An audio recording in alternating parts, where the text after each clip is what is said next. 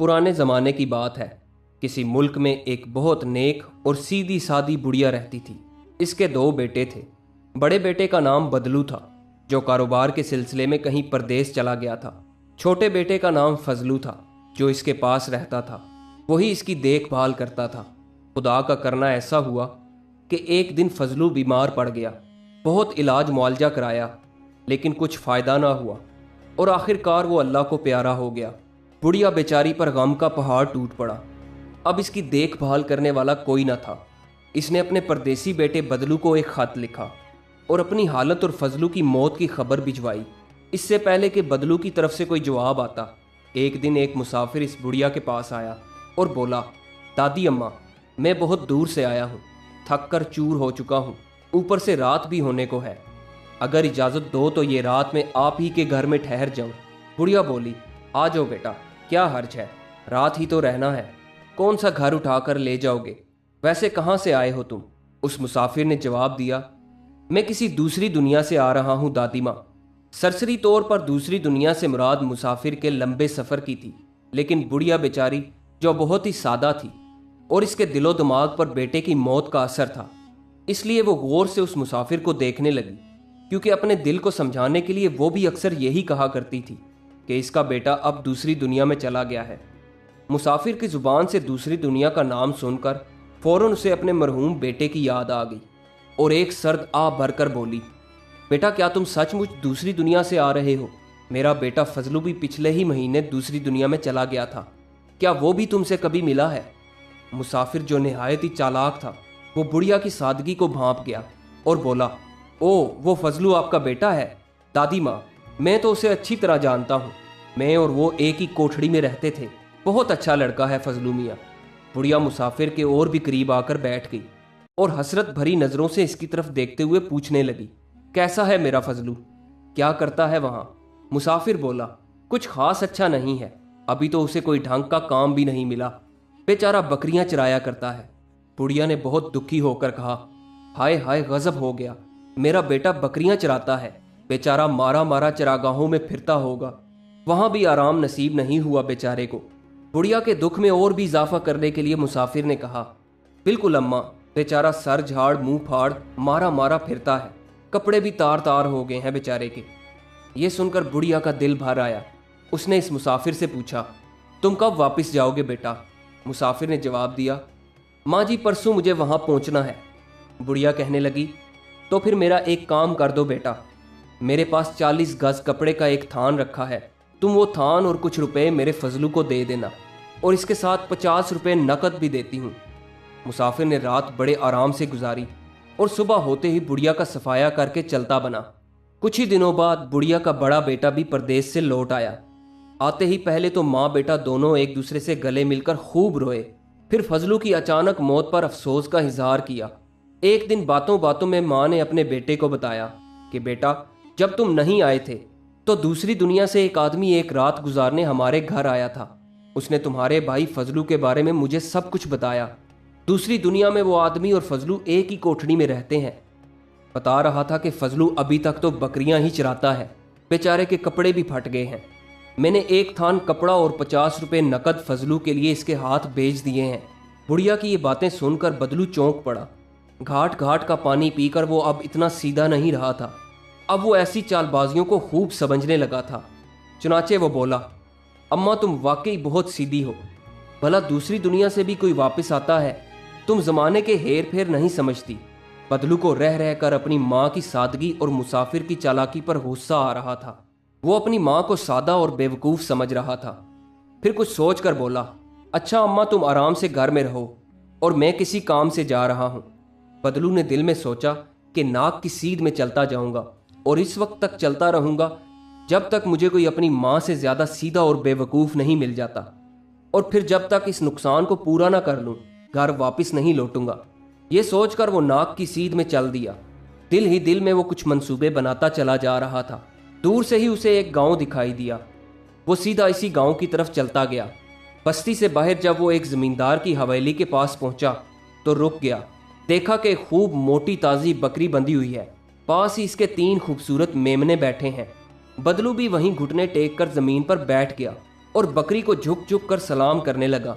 कमरे की खिड़की से जमींदार की बीवी ये सारा तमाशा देख रही थी। इसने नौकरानी को बुलाकर कहा, जरा बाहर जाकर देखो कि वो आदमी हमारी बकरी को इस तरह झुक झुक कर सलाम क्यों कर रहा है। नौकरानी ने जाकर पूछा, ए भले आदमी, ये हमारी बकरी तुम्हारी क्या लगती है जो तुम उसे इस तरह सलाम करते जा रहे हो? बदलू ने जवाब दिया, ए बीबी, इसी की तलाश में तो मैं मारा मारा फिर रहा था। जिसे तुम बकरी समझती हो वही तो मेरी बीवी की रिश्तेदार है। कल मेरे लड़के की शादी है, सभी रिश्तेदारों को दावत दी जा चुकी है, सिर्फ इसी का एक पता नहीं चलता था। मैं उसे अभी शादी में आने के लिए दावत देने आया हूँ। अगर मालकिन साहिबा इजाज़त दे दें तो मेरी और मेरी बीवी की तरफ से गुजारिश है कि ये भी अपने बाल बच्चों समेत शादी की रौनक बढ़ाने के लिए तशरीफ़ लाए। नौकरानी ने जाकर मालकिन को बताया तो वो दोनों खूब हंसी कि यह शख्स भी कितना बेवकूफ़ है जो एक बकरी जैसे जानवर को अपनी बीवी की रिश्तेदार समझता है और साथ अपने बड़े लड़के की शादी पर मदऊ कर रहा है। अच्छा होगा कि उसे और भी बेवकूफ़ बनाया जाए ताकि दूसरे लोग भी इसकी बेवकूफ़ी पर हंसें। मालकिन ने फ़ौरन नौकरानी के ज़रिए कहला भेजा कि अगर ये इसकी रिश्तेदार है तो इसके रिश्तेदारों को शादी में शिरकत करने पर हमें कोई एतराज़ नहीं, मगर इस बेचारी को तुम्हारा घर ढूंढने में दिक्कत होगी, इसलिए बेहतर होगा कि तुम उसे भी अपने साथ लेते जाओ। मालकिन ने नौकरानी को हुक्म दिया कि हमारी बकरी साहिबा अपने रिश्तेदारों की शादी में तशरीफ़ ले जा रही हैं, उन्हें खूब सजा दो। सर्दी बहुत ज़्यादा है, मेरा वो रुईदार कोट भी उन्हें पहना दो। इसी तरह इसके बच्चों को भी अच्छी तरह से सजा दो। और सुनो, बाहर जो गाड़ी खड़ी है इसमें 2 घोड़े और जुतवा दो। आखिर इसके रिश्तेदार की शादी कोई रोज़ रोज़ थोड़ी होती है, ज़रा ठाठ से सवार होकर जाएगी। चुनाचे मालिकन और उसकी नौकरानी ने बकरी और इसके मेमनों को खूब सजाया और गाड़ी में 2 घोड़े जुतवा कर बकरी और इसके बच्चों को बड़ी शान से गाड़ी में बिठाया और लगाम बदलू के हाथ में थमाते हुए कहा, भाई कोचवान तो घर पर नहीं है, हिम्मत करके आप खुद ही कोचवानी करो, लेकिन गाड़ी ज़रा धीरे से चलाना, ऐसा ना हो कि हमारी बकरी साहिबा या इसके बच्चों में से किसी को चोट लग जाए। अच्छा, अलविदा बकरी साहिबा। बदलू ने जवाब दिया, आप बेफिक्र रहिए मालकिन साहिबा। उसने घोड़ों की लगाम थामी और अपनी राह ली।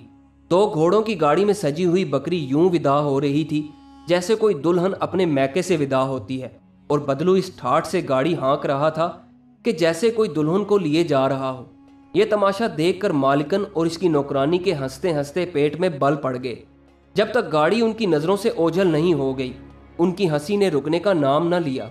थोड़ी देर बाद जमींदार भी घर पहुंचा तो बीवी को बहुत खुश पाया। दरअसल वो सोच रही थी कि जब वो मियाँ को इस शख्स की बेवकूफ़ी का किस्सा सुनाएगी तो वो बेहद खुश होगा। किस्सा शुरू करने से पहले मालिकन ने जब नौकरानी की तरफ देखा तो इसके होंठों पर भी वही शरारत भरी मुस्कुराहट खेल रही थी। फिर क्या था, मालिकन कह के लगा लगा कर हंसने लगी। मारे हंसी के इसका बुरा हाल था। इसकी हंसी जब ज़रा धीमी पड़ी तो ज़मींदार ने पूछा कि आखिर बात क्या है, मैं भी तो सुनूं। बीवी ने कहा, अजी पूछो मत, आज तो कमाल ही हो गया, कितना मज़ा आ रहा था। तुमने तो देखा ही नहीं कि कैसे एक अजीबो गरीब बेवकूफ़ यहाँ आया था और घुटने टेक टेक कर हमारी बकरी के सामने बहुत देर तक ऐसे झुका रहा जैसे कोई अकीदतमंद अपने रूठे हुए पीर को मनाता है।